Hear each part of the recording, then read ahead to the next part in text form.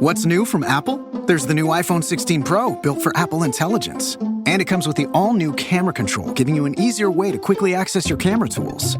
The new Apple Watch Series 10 has our biggest display and our thinnest design ever. And this? It's the sound of active noise cancellation, now available on one of 2 new AirPods 4 models. So quiet. Check out all of the new products and new features at apple.com. You can even buy yourself something new.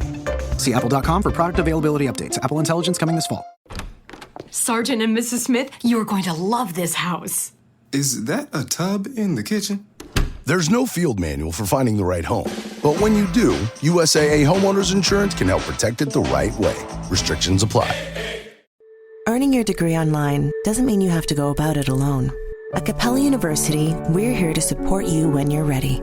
From enrollment counselors who get to know you and your goals, to academic coaches who can help you form a plan to stay on track. We care about your success and are dedicated to helping you pursue your goals. Going back to school is a big step, but having support at every step of your academic journey can make a big difference. Imagine your future differently at capella.edu. Give thyself a bell. Get your hand off my penis! You get nothing. You lose. Good day, sir. You see? You're stupid minds. Stupid. If you just read the bio for Dr. Steve, host of Weird Medicine on Sirius XM 103 and made popular by 2 really comedy shows, Opie and Anthony and Ron and Fez, you would have thought that this guy was a bit of, a clown. Why can't you give me the respect that I'm entitled to? I've got diphtheria crushing my esophagus. I've got Ebola virus dripping from my nose. I've got the leprosy of the heart valves, exacerbating my incredible woes. I want to take my brain out and blast it with the wave, an ultrasonic, echographic, and a pulsating shave. I want a magic pill for all my ailments, the health equivalent of Citizen Kane. And if I don't get it now in a tablet, I think I'm doomed and I'll have to go insane. I want a requiem for my disease. So I'm paging Dr. Steve. Dr. Steve! From the world-famous Cardiff Electric Network studios in beautiful downtown Tukey City. Bit my tongue on that one. It's not good. It's Weird Medicine, the first and still only uncensored medical show in the history of broadcast radio, now a podcast. I'm Dr. Steve with my little pal, Dr. Scott, the traditional Chinese medicine provider who gives me street cred, the wacko alternative medicine assholes. Hello, Dr. Scott. Hey, Dr. Steve. And my wife, Tacey, my partner in all things. Hello, Tacey. Hello. This is a show for people who never listen to a medical show on the radio or the internet. If you have a question you're embarrassed to take to your regular medical provider, if you can't find an answer anywhere else, give us a call, 347-766-4323. That's 347-POOHEAD. Follow us on Twitter at Weird Medicine or at DRScottWM. Visit our website at drsteve.com for podcasts, medical news, and stuff you can buy. Most importantly, we are not your medical providers. Take everything here with a grain of salt. Don't act on anything you hear on this show without talking it over with your healthcare provider. All right, very good. Please don't forget stuff.drsteve.com. That's stuff.drsteve.com for all your shopping needs. You can just click right through to Amazon, or you can scroll down and see all the stuff that we talk about on the show, including the Rody robotic tuner. Some great gifts for the holidays at rody.drsteve.com, or through that link, you can get the Rody Coach, which will teach someone how to play their instrument. Or you can get the Rody robotic tuner. They've got one for guitar and one for bass, and they're very inexpensive for what you get. So I'm very impressed with them. Also, tweakedaudio.com. Don't know if we get anything from that anymore. But I know the code still works. You get 33% off. You know, we're not in this to make a living, so it's okay. I mean, you know, it's nice to keep the lots on the hosting paid for and stuff, but so I'm not so worried whether Tweaked Audio is paying us, but I am worried that our listeners get 33% off anything that they order from tweakedaudio.com. Best earbuds on the internet for the price, and the best customer service anywhere. And Dr. Scott's website at simplyherbals.net, simplyherbals.net. And check us out at patreon.com, patreon.com/weirdmedicine. I'm still working on my live stream studio. I can't get anything working in there, and I'm just having a hard time. And because I want it to be, this shit with these cameras is really. I'm going to talk a little bit more about it later. But I bought a real premium camera for the live streaming studio. Can't get it to work, and I have emailed Opal Camera, and I went on Twitter and complained, and they said, "Oh, we'll get right back to you." Somebody did email me, but the advice they gave me didn't work, and so it's anyway, and then I tried hooking up my DLSR. I've got a nice Canon T3i DLSR. Well, the software that Canon provides to turn it into a webcam, which would be 4K plus, doesn't work with that particular camera. So everybody can kiss my ass who makes cameras. Thanks, Logitech, for 3 cameras. One of them works, so you can kiss my ass too. And then there's Cameo. I'll say fluid to your mama or whoever you want me to for the holidays, and very inexpensive. Cameo.com/weirdmedicine. And check out Dave Landau is doing it, and Vinny Paulino as well, are both on Cameo now, and using our referral code. So, what the hell? Give them a shot as well.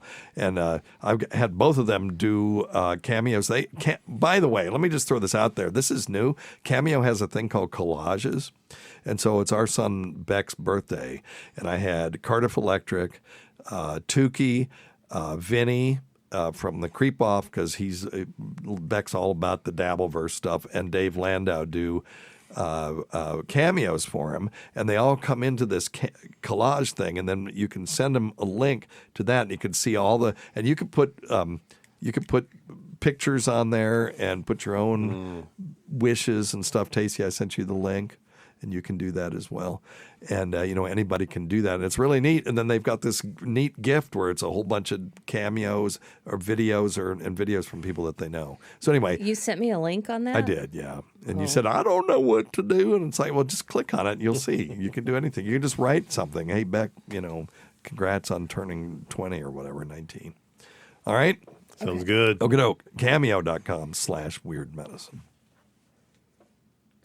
Oh, and Scott, we got an email from Adam Hucker. Yeah, Adam Hucker. And he has an apprentice that's a young man working with him that is a fan of our show. Yeah, that he did not mention the kid's name, unfortunately, but we're glad he's a fan of our show. Yes. And evidently Adam really likes this dude because the kid evidently is an exceptional young man and works like hell for him. So, yeah, that's awesome. Adam, you're a lucky man. Yep, and thank you. And thank you for being a friend of our Weird Medicine. And they listen to philosophy stuff. I recommended that they listen to Alan Watts' Myth of Myself, which I recommend anybody listen to if you're interested at all in thinking about things a little bit differently than you do just going through your normal life, just walking around. And read the Tao Te Ching. Yeah, there you go. Yeah. All right. So thanks, guys. Hey, thanks. Thank you. All right, I'm very distracted today because I mounted all of the cameras on booms to get them out of the way. And it was supposed to be awesome, and I bought these 16-foot cables that are USB-C on one end and USB-A on the other, and a nice, expensive USB-A hub for it to plug everything in, and none of it worked. Oh, shoot. One camera works. So now I've ordered, for F's sake, it just... these are expensive cameras, too. Yep. And, the computer was not cheap, and everything is, reasonably, high class, or not high class, but highfalutin. And it doesn't work. So now I'm going to have to use up all my USB-C ports on my computer to run these stupid ass cameras, because that's the only way that you can run them, apparently, if you run them through anyway. Nobody cares, but it just pisses me off. I knew there wasn't a reason to shower yet. Goodness. Yeah, right. No one can see you. We just got one camera that works out of all of them. The other one works, but it works about 1 frame per second. Oh, wow. And then the third one doesn't work at all. Oh, for goodness And they all worked fine before. Yeah. Assholes. Until somebody started messing with it. Anyway, if you want to watch us do this abortion, it's youtube.com/@weirdmedicine. Usually 1 o'clock on Saturday, but today 2 p.m. on Sunday. It just, follow our Twitter feed @weirdmedicine, and that'll tell you when we're doing our thing. Anyway, all right, very good. We did have a question from the Fluid family. It's from Dennis Dunn. It says, now good doctors, is there a medical name for the explanation for people who dread the holidays and cheer once they're over and all the decorations are taken down? Yes, that's called Dr. Steve syndrome. I see the Grinch syndrome. Happy holidays. Yeah, it's just really is Sons just of bitches. you're bah humbug, you're Scrooge. But this made me think of something that I heard about, which is there are Christmas phobias. Oh, okay. There's one called celophobia or coelophobia, S-E-L-A phobia. It's a fear of flashing lights. And these phobias sometimes develop through a negative association. And a person with coelophobia may, for example, experience migraines or seizures from flashing lights. That's not really a phobia if you have seizures from it. Or they may trigger traumatic memories from childhood or perhaps even military conflict. Then there's cystanophobia. This is a person with cystanophobia would prefer to take their chances refusing a kiss beneath the mistletoe. This is a fear of kissing beneath mistletoe. Oh, my word. It's less likely to do with the mistletoe and more about being grabbed and kissed by a stranger. I don't know why anybody would not like that unless, I guess. Unless they're weird. Yeah. And then syngenesiphobia. Syngenesiphobia is called familiaphobia. It refers to a fear of relatives, which can include close families, such as siblings or more distant relations. And then melagrissophobia is a phobia of turkeys, fear of turkeys. Well, just don't cook turkey. Cook turkey for Thanksgiving. What are we doing? My turkey for Thanksgiving this year was amazing. It was. So what are we going to do for Christmas? Standing rib roast. There you go. That's right. Excellent. Phonophobia. This is an aversion to loud noises, and some people absolutely fear them. This is also known as lygerophobia or sonophobia, is a fear of loud noises. And this would be, if you're doing cracker pulls or you've got a whole bunch of people in your house, that might be. And might be a Christmas-related one. And gabphobia. I don't know. GHABH phobia, gab phobia. Why is that extra H in there? It's a person with social anxiety who hates the attention placed on them once they receive a gift. Everyone stares at them as they unwrap their gift. This is followed by the need to smile, appear happy, and possibly answer questions. Oh, is the liver a muscle or an organ? I don't want to answer any questions today. Answering questions. Shut up. Well, then this is, okay, you got to be careful how you pronounce this. It's PHAGO phobia. It's phagophobia, not what you were thinking, Dr. Scott. As everyone gathers around the table, the person with phagophobia starts feeling very nervous. It's a fear of eating or swallowing. I was thinking phagocytosis. Well, right. That's where that comes from. That's what I figured. So PHAGE, phage is a Greek prefix for eating. So phagocytosis would be eeting a cell. Yeah. On one cell, eating a different cell. Ooh. Okay, now this one I'm going to have trouble with. Christogenioticophobia. This is a Greek word, it looks like. A full-blown fear of Christmas itself. The phobia typically develops in early childhood, may overlap or include some of the phobias previously listed.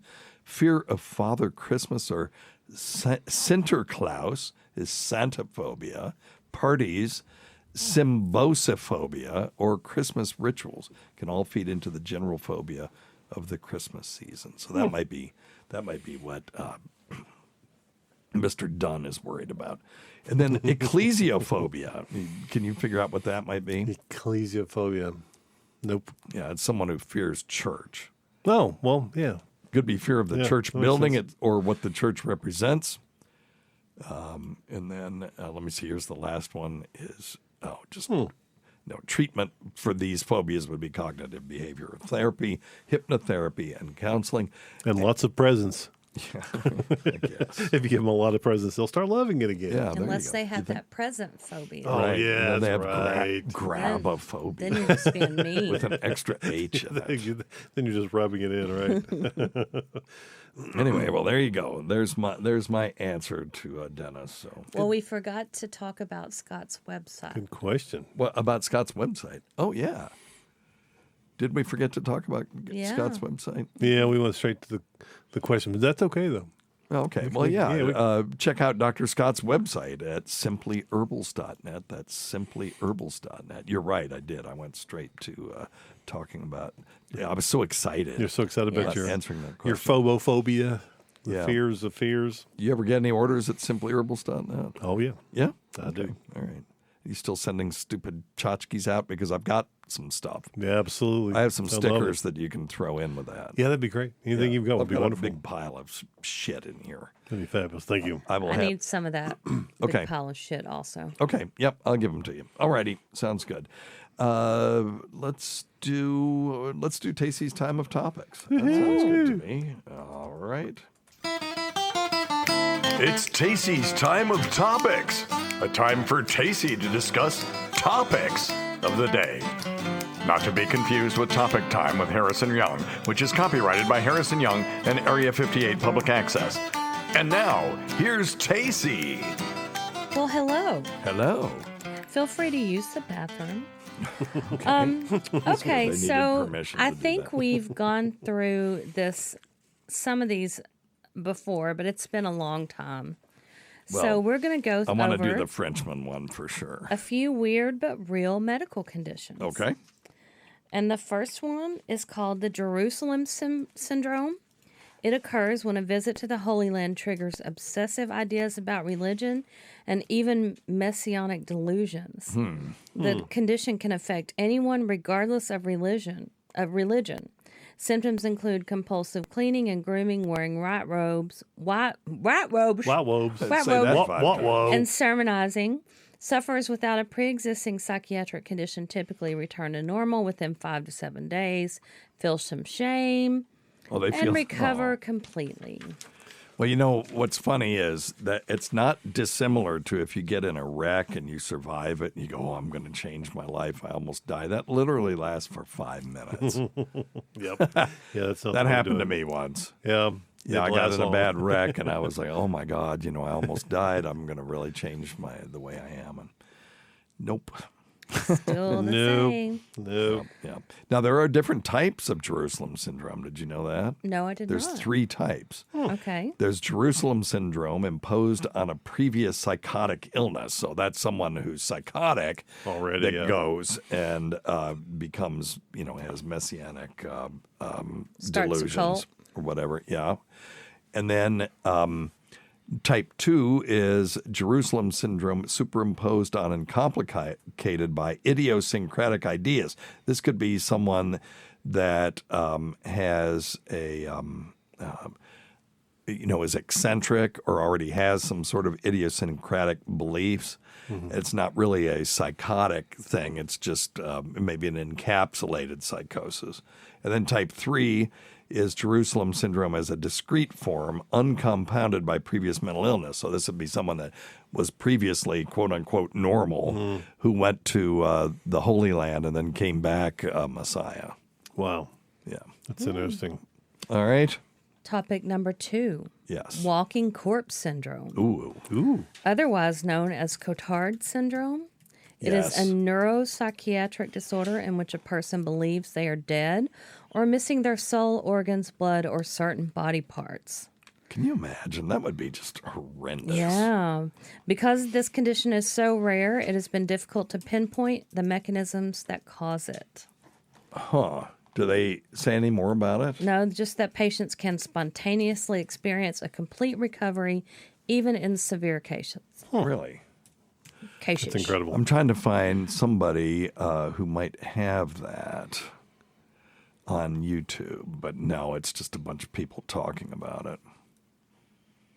Oh, here's a teaching interview. Okay, major depressive episode with congruent psychotic features. Nah, never mind. This isn't going to be any good. All right. I should have done a little bit of show prep on that one. Maybe.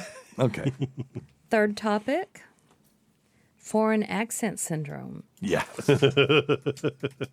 Remember when we were playing that game, Secret Hitler? Yes. And everybody was using a German accent? Yes. It is kind of like that. Secret Hitler is a great game, by the way. Never heard of it. Yeah, it's fun. It's basically you have a bunch of people who are trying to vie for control of this government. And the one person is Hitler, but they have to act like they aren't, but they have to put forth certain policies before the parliament, and they've got to get enough of those without anybody accusing them of being Hitler. And the first time you play it, it's like, I don't know about this game. And then by the third or fourth time, you have people standing up, screaming and pointing at people. They're Hitler. They're Hitler. Don't allow them to progress any further. And so it's fun. Yeah. I just like to pretend like I'm Hitler. Yeah, she did that the whole time. And then when she really was, nobody guessed it. Yeah. So. Oh, how funny. Yeah. Foreign accent syndrome. Yeah. This rare condition causes people to develop a foreign accent.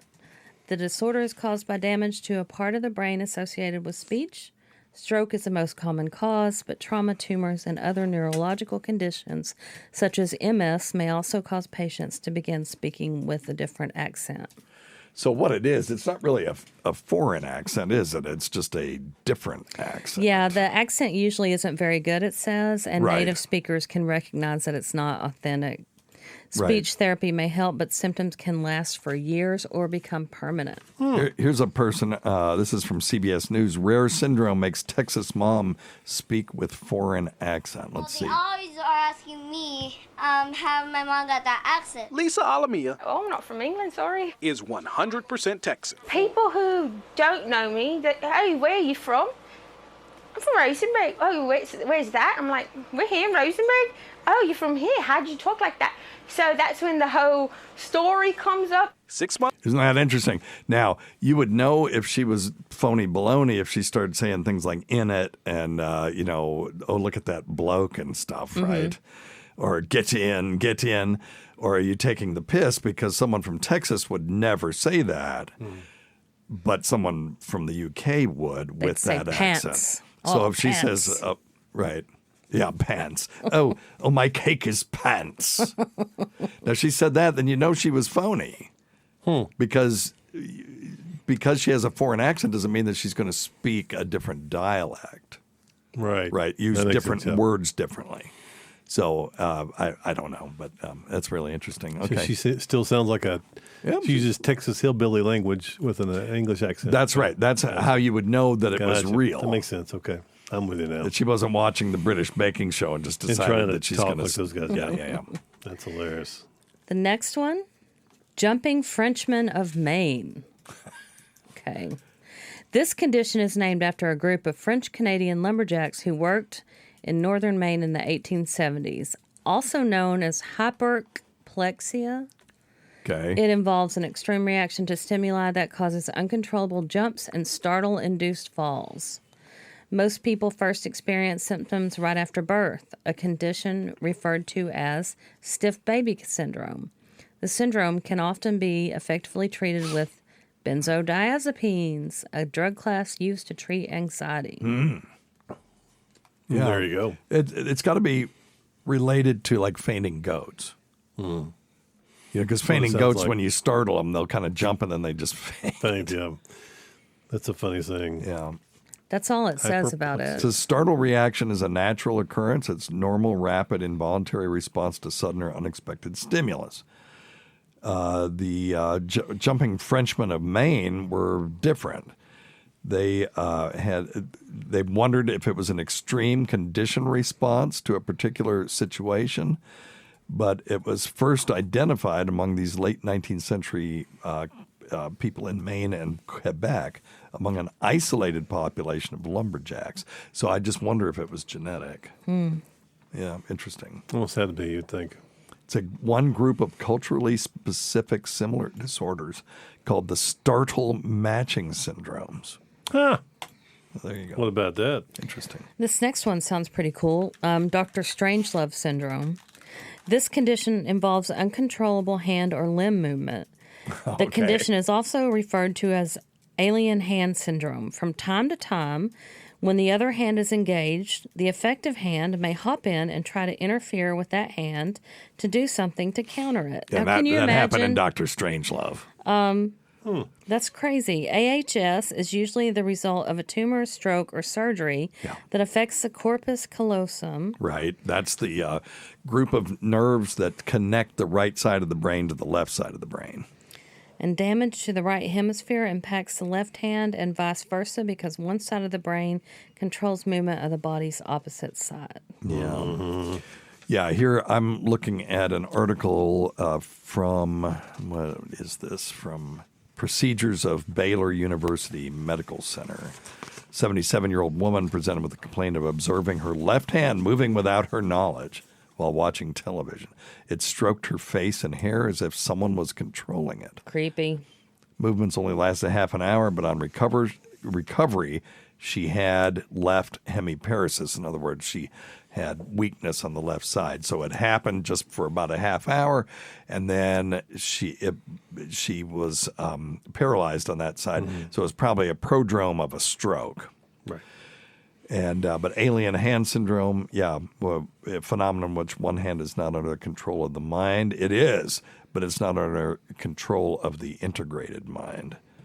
So the other hemisphere is just doing stuff on its own. Do you remember that video they had years ago in Abnormal Psych that they showed some people that had terrible seizure disorders? Yeah. And they had cut the corpus callosum, and they're showing the one gal that was going into her closet, and she thought she wanted to wear a red dress or whatever it is, but every time she picked up her left hand, her left hand would be like, nope, picking the blue dress up. Wow, isn't that crazy? But then if she went with or whichever side it was, I can't remember. The other hand, yeah. But the other hand would pick out the dress she was thinking, but the other side of her brain was trying to say, no, this looks better on you. Yeah, isn't that something? Golly, it's crazy. Yeah, if there's all kinds of weird effects that can happen when you break those down, because the left side of the brain is where language is. And the right side of the brain is mute, but it processes things, and it has other. It's like you can draw with the right side of the brain, and almost anybody can be a really good artist if you can learn to turn your left brain off. There's a book called Drawing on the Right Side of the Brain if anybody's interested. Okay. I did that class, and it was cool. I can't draw, but I drew a photorealistic picture of my left hand.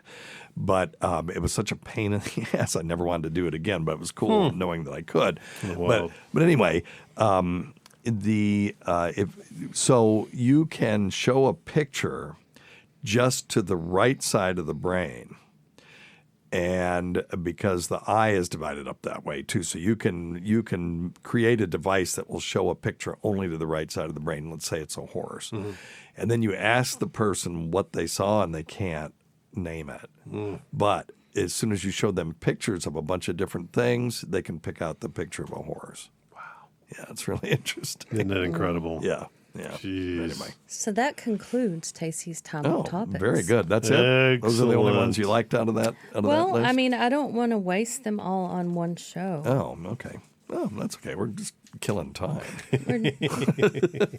Sure the listeners appreciate that. Yes. All right. Well, good thank stuff, you. Tacey. That was Good good. stuff. Yeah. Thank you. All right. Well, let's take some phone calls.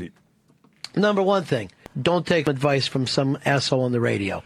All right. So, there's a little backstory to this one. Hey, Dr. Steve. Hey. I just want to piggyback your little fight with Gino and... Okay, really?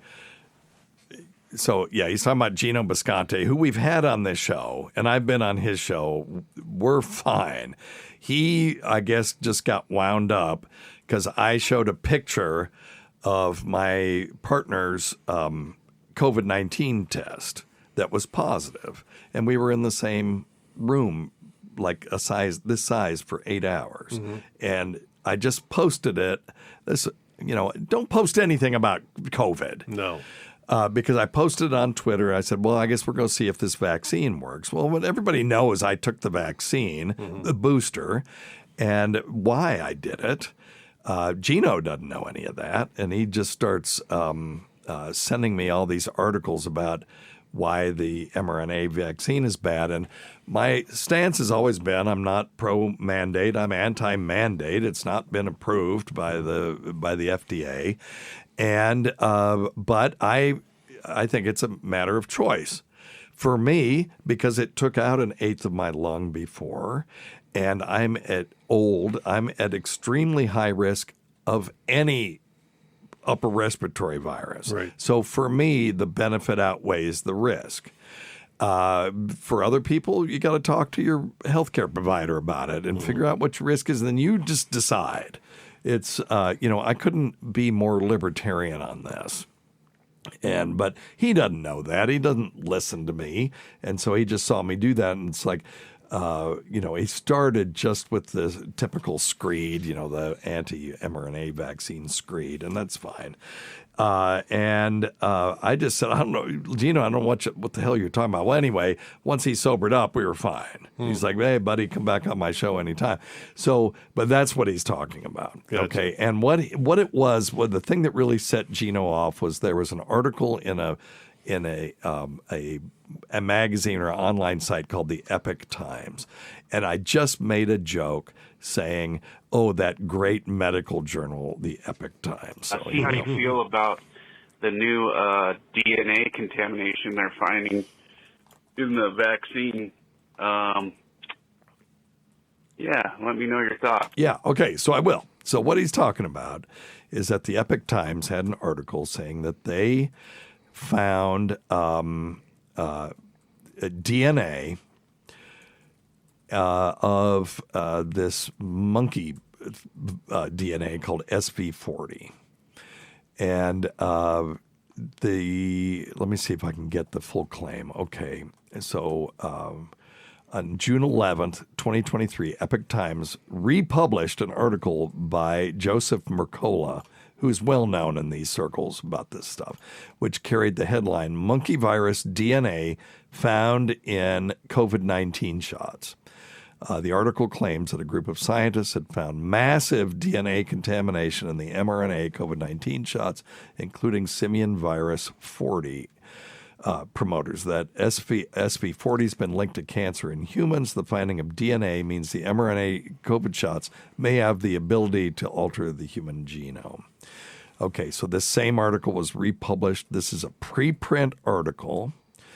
And this is a study that's not been peer-reviewed. It's authored by McKiernan et al., and they're a group of scientists at a place called Medicinal Genomics. It's a company that offers nucleic acid sequencing services.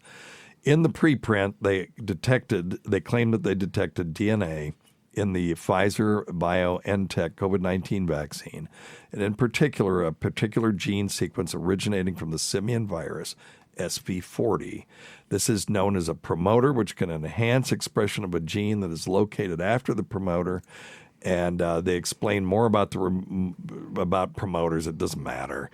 And that's the finding that forms the basis for the article's claims that COVID-19 mRNA vaccines could modify DNA and increase cancer risk.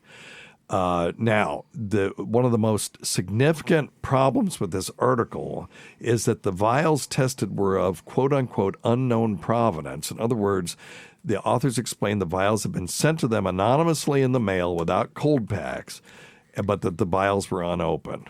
Okay? So whether the vials were actually mRNA vaccines or not is questionable, and they admit that in the original article. The other thing about this SV40, it's known to cause cancer in certain animals like hamsters.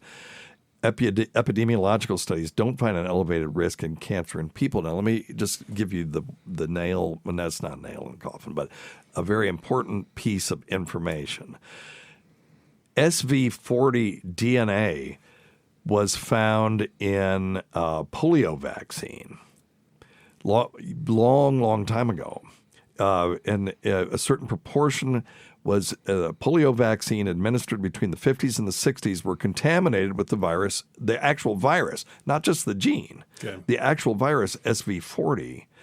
And they followed these people. That was my generation that got the polio vaccine. I may have gotten this exact vaccine. They followed people over time, have not detected a higher risk of cancer in people who received the polio vaccine during that time period. So listen, that's the science. We'll see. Let's see when this article is actually printed. If it makes it through peer review and ends up in a journal, then people will be able to look at it and maybe reproduce it. But if it is true that this vial came to these researchers, who they are a DNA sequencing lab, and it can't be identified where it came from, well, that's easy. Just you can buy Pfizer mRNA vaccine at any pharmacy, and let's do the sequencing on that and see. So I'm withholding judgment on this until I know that it really was off-the-shelf vaccine that anybody could have gotten. Yeah, that's a good point. And listen, I have an open mind about this. I'm not a mandate person. This stuff has not been, approved by the FDA, is approved on emergency use authorization. I think people need to use their own choice to do these, like everything else. My body, myself. I chose to do it because the risk for me of any virus, if they come out with a rhinovirus vaccine tomorrow, I will take it. Rhinovirus causes common cold. I will take it because I am at risk of any respiratory virus because of my stupid bronchiectasis. All right? That's why. All right, Gino, Jesus. And I will talk to him about it. But, this thing this article in Epoch Times has been shared on social media tens of thousands of times. And when the actual article hits the journals, if it ever does, now if it doesn't, because journals say, listen, this isn't quality research, you don't know where this vial came from, then there will be a conspiracy, that they're suppressing it. But this is a very simple study to do, is just go buy. It's not like this stuff is hard to find. It's in every pharmacy in the United States. Pull some, have provenance where you've got, you have to have signatures all the way down the line from the factory to the truck to the distributor to the pharmacy, and now you have people sign off on that vial when you get it from the pharmacy or the distributor, and then you do studies on it. Then we'll see, and then it has to be reproduced. Just to eliminate bias. It has to be reproduced by 2 or 3 different labs, and then we'll talk about it. What are the ramifications of that? The good news is we have an example of SV40 in the vaccine supply from the 1950s, and we've followed those people over time, and there hasn't been an issue. Do we want our vaccines contaminated with DNA and virus, simian virus? No, hell no, we don't. No. But I don't understand where this would come from, because the mRNA is made in a vat in a lab. It's not made from living things. So anyway, we'll see. All right, so that's my take on this right now. Where we are is we need a whole lot more information. Okay. And hopefully the YouTube algorithm is smart enough that it understands that we're having a scientific discussion here and doesn't strike our channel like it did when we spoke about that other medication. Yes, that was bad. When we were just saying there are studies out there, where there's 70 studies that people are looking at this stuff. So they're not idiots by thinking, well, maybe there's something there. Right. Good God. When did this become so polarizing? It's very sad. Yeah. It was extremely mishandled for us to be worried about even being able to talk about this stuff. Yep. All right. Today's episode is brought to you by Angie. Angie has made it easier than ever to connect with skilled professionals to get all your jobs and projects done well. Let me tell you, there's the version of it where you try to do something at home, and then there's a version of it where you have someone help you, you watch them do it the right way, and you go, thank God I didn't try to do that myself. I have fully done things around the home that I think look good, and then a bang in the night, and I wake up to a shelf collapsing, a painting falling off the wall. I've seen it all go south. I own a home, and I can tell you, I know how much work it can take. Whether it's everyday maintenance and repairs or making dream projects a reality, it can be hard just to know where to start. But now all you need to do is Angie that and find a skilled local pro who will deliver the quality and expertise you need. Whatever your home project, big or small, indoor or outdoor, you can Angie that and connect with skilled professionals to get the project done well. Right now, one of my wish lists is I want a bike for my condo in Milwaukee, and I would love to rig it up on a pulley in the ceiling because I have one of those lofted ceilings, but I'm so scared to try that on my own. Angie has 20 years of home experience, and they've combined it with new tools to simplify the whole process. Bring them your project online or with the Angie app. Answer a few questions and Angie can handle the rest from start to finish, or help you compare quotes from multiple pros and connect instantly, which means you can take care of any home project in just a few taps.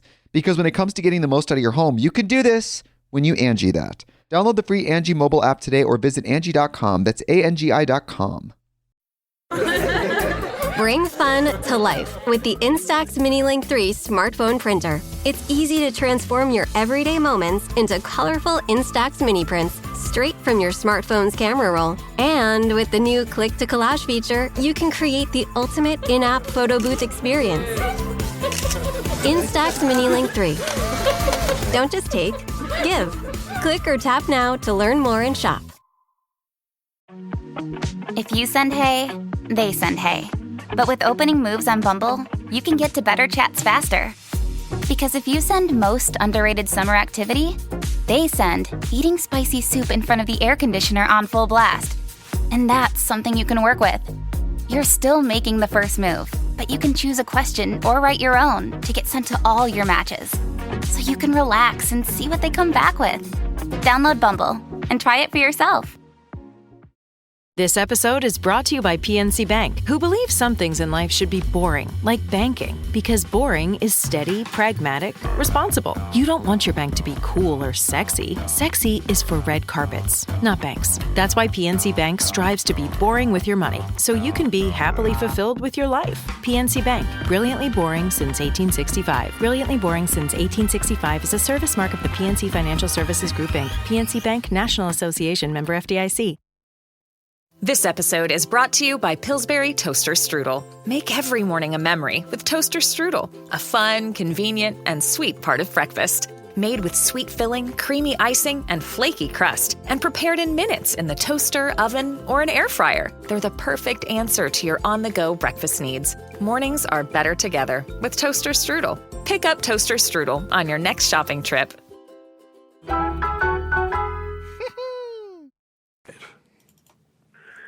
Hey, Dr. Steve, this is Bill in Texas. Hey, Bill. I got a question for you, and everyone told me to get with you because you have accurate information on any diseases coming up. Okay. And President Eisenhower put out a message about this new thing we need to get shots for called polio.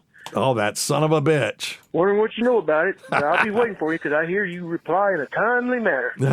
I'll be waiting by the radio. That's Appreciate funny. it. You That's take care funny. now. You know, people do not remember what it was like before we had the standard vaccines. You know, I'm old enough to remember, and I've said this before on the show, you know, we had a whole classroom in my school that had all the polio kids in it. Yep. You know, in wheelchairs and stuff. It's hard to believe, isn't it? Yeah, and one of my classmates died from measles, so, you know, in kindergarten. So we were all happy to take the vaccines at that time. Now, those were different types of vaccines. They were more standard, but still there were issues there, you know. Yep. There were negative consequences to all of these things, but the benefit far outweighed the risk. You know, so there you go. What are you going to do? There is a super chat there, Mr. Dr. Scott from Cardiff Electric. Yeah, I saw that. Yeah, I think we're a little too late. Why? Well, because Cardiff Electric evidently has sliced his femoral artery. Not real sure how he knows that. Okay, well, thank you for the super chat. Canadian yeah. $6.99, which is 84 cents U.S.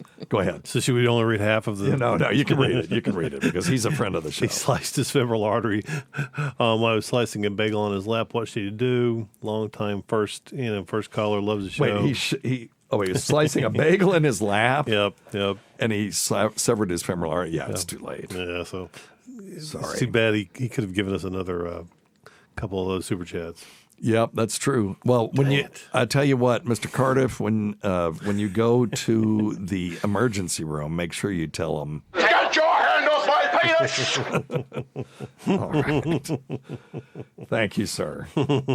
And yes, we don't beg for super chats like some places do, but if we see one, all of those questions will get answered, no matter how ridiculous they are. All right, very good. Lesson learned. Don't slice a bagel on your lap. Yeah, please don't do that. Slice away from yourself. That's right. And the image of trying to slice a bagel in someone's lap. Mm-hmm. He's lucky it was just his femoral artery. I'd rather go out that way than chopping my, Johnson. My junkle region.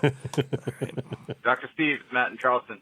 I have a question for you about smelling salts. Okay, smelling salts, yeah. What are they? What are they really doing? What benefit could they possibly be?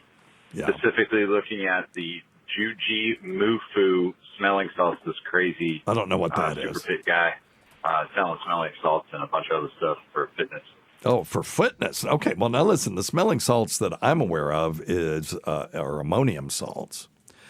And they put them in it just smells to high heaven. I mean, it's a really obnoxious, sharp, painful odor. And so when you crack the vial and you put it under someone's nose, it just gives them a really nasty, noxious stimuli. Do you know anything about using smelling salts for fitness? What is this guy? No, I don't want to blow up. I'm not going to crap on anybody's brand name. No. So, do you know anything about this? No, and I was going to look it up. I couldn't understand what the brand name was, but the only time I've ever seen smelling salts used for athletic performance were during boxing matches or football games when somebody gets knocked out cold. But I would assume it being a stimulant, it would be some kind of a way to stimulate the brain, stimulate energy. I don't know. But if anyone has ever tried those smelling salts, it's not something you would want to do. Yeah, normally smelling. So I'm looking at an article here, and they agree with us. It's a combination of ammonia, water, and ethanol, and the ethanol just makes it even more volatile. Right. And it could also be a mixture of ammonium carbonate and perfume. But again, the perfume is going to be because it's got alcohol in it. Mm-hmm. And it makes it, when you open it up, it's going to go into your nose more easily. And it irritates the nasal membranes in the lungs, causes them to breathe faster.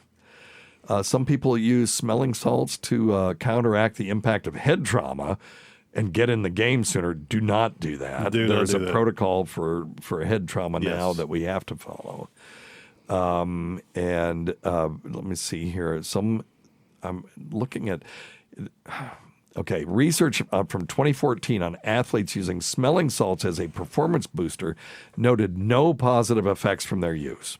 This indicates smelling salts may offer a placebo effect.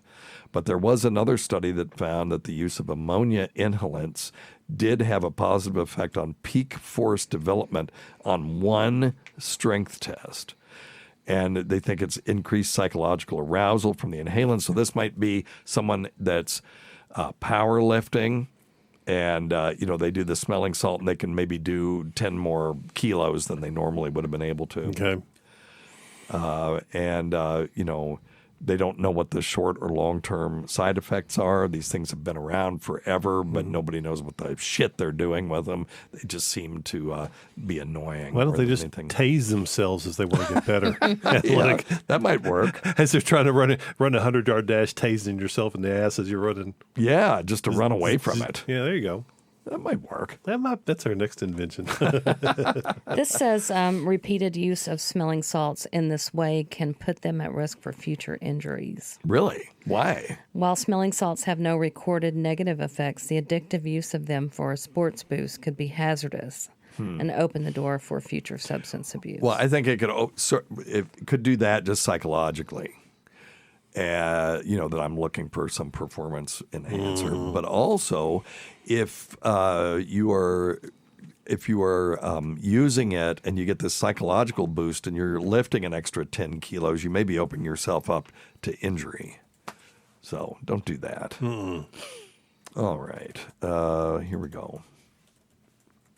Well, hey, Dr. Steve, this is Rob from Virginia, Hey, Rob. Fredericksburg to be exact. First, I want to say I love the Rode bass tuner. Oh, okay. I have 9 bass guitars myself, and this thing is a champ when it comes to tuning all my basses quickly and accurately. Great recommendation. Love the product. Okay, cool. Yeah, I didn't realize this was going to be an ad. But yeah, go to roadie.drsteve.com. You can see this thing. Or you can just go to stuff.drsteve.com and scroll down. The Roadie tuner is incredible. It will tune Dr. Scott's mandolins and also tune my basses. And you just pluck the string and it twists the knobs for you. It's very cool. But anyway. I hope that they continue supporting you guys for long as possible. Thank you, my friend. So here's my question. Is there any truth to if you lose, for every 35 pounds that you lose, you gain an extra inch in your penis? Yes. The answer to that is a qualified yes. The relationship is only linear for a part of that curve. Because if you think about it, if you weigh 1,000 pounds and then you lose 350 pounds, well, let's say 700 pounds, you're not going to gain. How many inches would that be? That'd be 700. Yeah, that'd be a lot. Anyway, well, wait a minute. Okay, 30, it would be 20 inches. Yeah. You're not going to gain. You're not going to have a 20-inch penis at the end of that. Right. So think of it this way: if you weigh 1,000 pounds and you're at a negative, and then you have to get down into a range of around 275, 300, then for every 35 pounds you lose, you will gain an inch of penis length until you get to around 150, and then after that, you're just going to become emaciated. So it is only linear for a short range of weights. But in that, it's pretty dang accurate. I remember double vasectomy Todd lost 70 pounds, and he measured 2 extra inches of penis length. But it's because of you're losing the fat pad in the pubic area. And I'm going to test this my damn self because I just noticed I'm grotesquely, blobby, and I have got to lose some weight. I've got to get my eating under control. And, I did Noom, and I did so well on that. And then for some reason, I was just like, well, I got this, and just quit doing it. And that was stupid. But I am more motivated these days because of my psychotherapy and my pharmacologic psychotherapy. I'm more motivated to do stuff. So I'm going to be hopefully testing that rule myself. So, but anyway, that is a relatively reasonable rule between that range of weights. All right. Cool. Dr. Steve. Yes. It's your old friend Terry. Hey, Terry. AKA the Boodmaster. The Boodmaster. He checks into our Patreon. Check us out on patreon.com/weirdmedicine. Whenever we do a live stream, Terry will jump in. I'm hoping everybody is well and came through Thanksgiving well. Yes, thank you. I have sorry. I want to get you to sorry, talk Terry. about. It's something that I never knew anything about. My little sister. Okay. Was brought to the emergency room and put in the hospital because she had lost the use of her left arm and her left leg and almost entirely that of her right arm. Oh, my goodness. But she still was clear and able to speak. Okay. Originally, they thought it was a stroke. Yeah.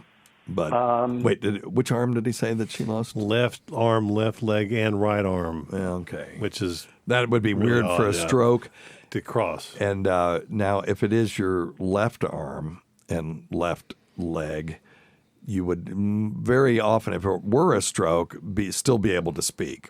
If it's on the right, then you're at risk of developing a speech disorder called aphasia, and there's two kinds, Broca's and Wernicke's.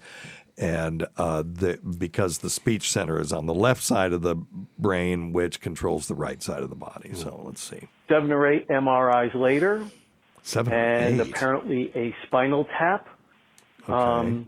They believe it's spinal lesions. Spinal lesions. Like an MS. Never heard of spinal? Yeah, it sounds like MS. Yeah. And what I would do is give her steroids first. IVIGs. Yeah, and there's all kinds of stuff they can do to treat multiple sclerosis if that's what it is. Especially if it's acute onset like that. Yeah, and it has Steroids, very typical sort of plaque-like lesions on your MRI. Lesions before. I've tried to do some of my own research. Okay. Well, anyway, yeah, I think, Terry, that's the likely thing just from what you're saying. And it can happen suddenly, and it can be progressive, or it can remit. Relapse and remitting. Yeah, and we have some people that just comes and goes, and it's it never gets worse, or if it does get worse, it gets worse very slowly. But let us know what they find out. There's some tests that they can do on the spinal fluid. There's a typical appearance on the MRI, and then you do some treatments, and if she gets better, that kind of makes the diagnosis. I hope that she gets better quick. All right, Terry's a good guy. Yeah, he's good. All right. See. Yeah. Hey, Dr. Steve. I got kind of a strange question. I guess it's relative considering the tenor of your program. Yeah. Hence the name. I suffered from a kidney stone that was one of the worst things ever happened to me in a long while. And it got to the point where the pain subsided, and I could feel it. It was in the pipe, ready to come out. But I noticed, well, I put this delicately, I was self-pleasuring, and it seemed to me that the ejaculate had been stopped by something, and I'm assuming it was the stone. Wait a minute. He had a kidney stone and beat off while he had a kidney stone? Evidently. Holy crap. Now, that just shows you guys are different than women. Yeah, really wanted to get that done. If you had a kidney stone, can you imagine, masturbating, Tace? Of course, maybe he thought the ejaculate would flush it out. Yeah, maybe. Yes. Do all things come through the same pipe? Yep. Well, eventually. Thank you for your detailed answer to this question, and I do believe in all men and brothers as well. Oh yeah, very good. Thank you. That's my sign off on my email. Long time. Credo che tutti gli uomini siano fratelli. It's Italian. It says, I believe all men are brothers, except Gino when he's jerking my chain on the internet. But anyway, yes. So these things all do pass through a common pathway, which would be the urethra. So you would predict a stone distal, in other words, on the other side of the bladder sphincter, where all of these things are mixed together. Because, urine comes from the kidneys through the ureters, which are tubes that go to the bladder, from the bladder to the urethra, and out the end of the penis. Well, the Skene's glands and the prostate and the seminal vesicles, which produce. So you've got sperm, prostatic fluid, and fluid from the Skene's glands, or not Skene's glands. The seminal vesicles. Sorry, yeah. That's the Skene's girls. That's the Skene's glands are prostate analogs in women. Right. Sorry. So the seminal vesicles, the prostate, and the vas deferens all mixed together to produce semen.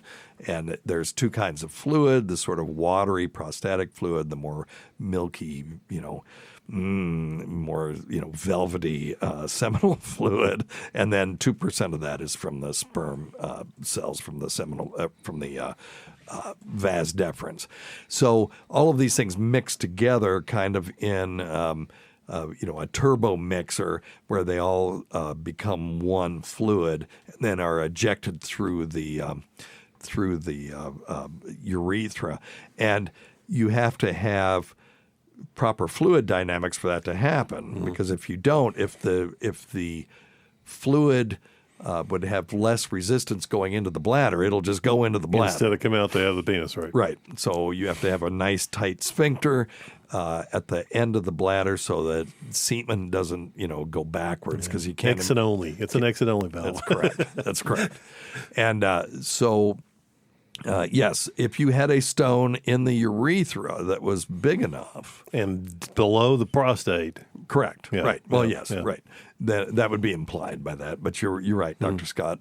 To reiterate that, then yes, when you ejaculated, it could have been obstructed by that. But you think at some point you would have had to pee that stone out, and it would have been pretty quickly. And you would also have a lot of trouble peeing if that correct. stone is there and is that large enough to block your your block fluid. ejaculation. But it just goes to show you, I mean, guys are just different because they will masturbate even when they're suffering from kidney stones.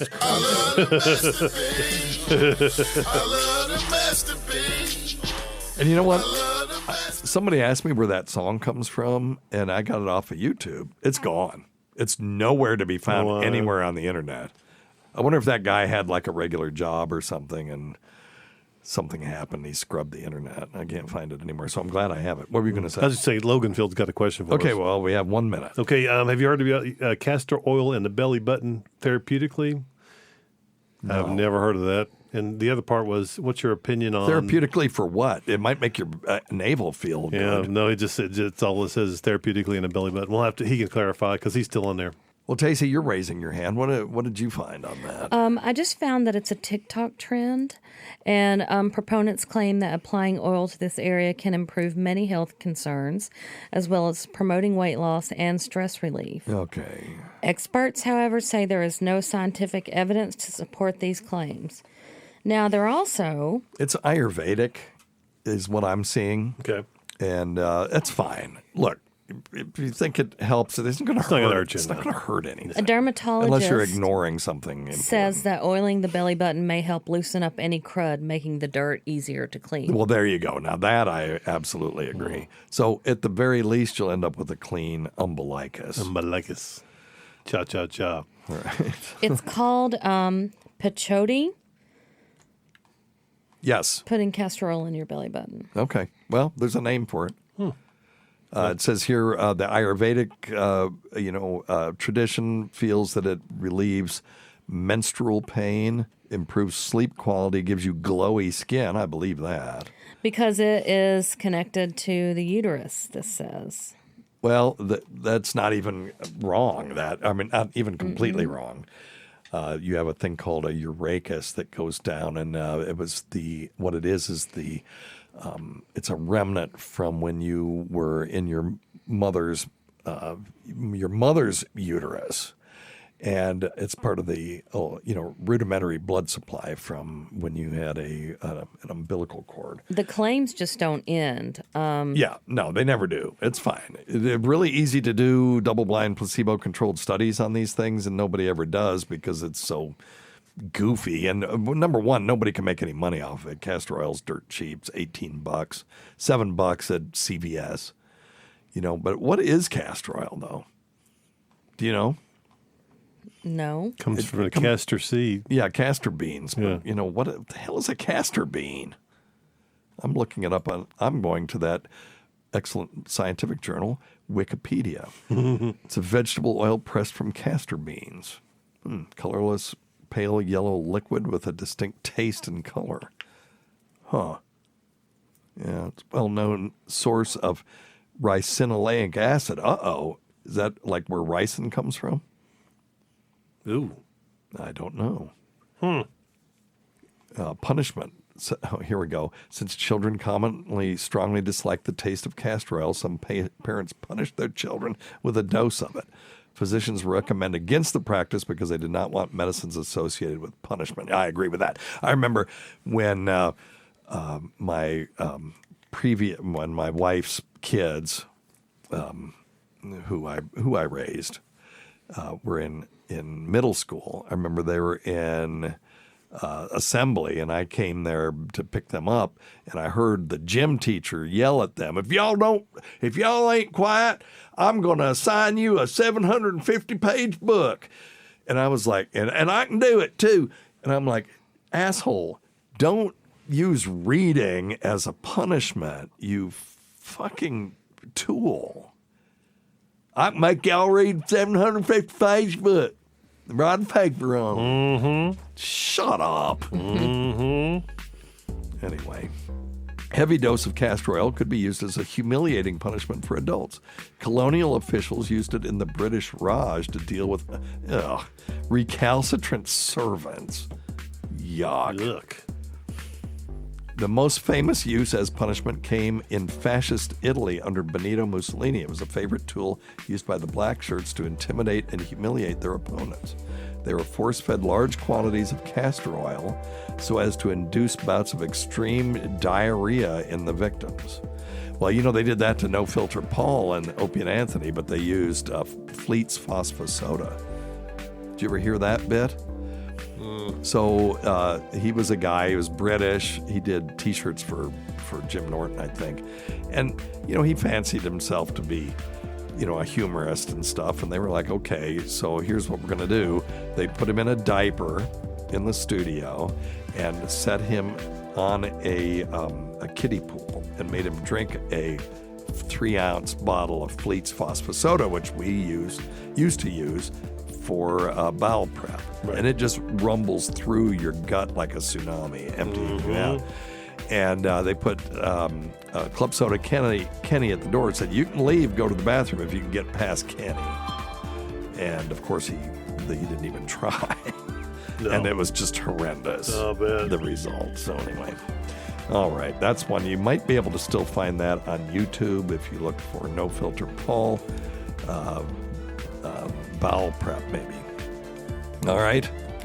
We got anything else? No. Nope. Crystal Williams became. Welcome to the Fluid family. Yeah, Crystal Williams. Thank you. And Logan Field. Yeah, thank you for the super chat, my friend. You didn't have to do that. We don't beg for super chats. I'm just telling you, but we'll answer any super chats that are out there. All right. Okay. Well, let's wrap this thing up. You about ready to get out of here? Let's do it. All right. Well, thank you to everyone who's made this show happen over the years. Thanks, Dr. Scott. Thanks, Tacey. Listen to our SiriusXM show on the Faction Talk channel, SiriusXM channel 103, Saturdays at 7 p.m. Eastern, Sunday at 6 p.m. Eastern, on demand and other times at Jim McClure's pleasure. Many thanks to our listeners whose voicemail and topic ideas make this job very easy. Go to our website, drsteve.com, for schedules, podcasts, and other crap. Until next time, check your stupid nuts for lumps. Quit smoking, get off your asses, and get some exercise. We'll see you in 1 week for the next edition of Weird Medicine. Thanks. Goodbye, everyone. Goodbye. Goodbye.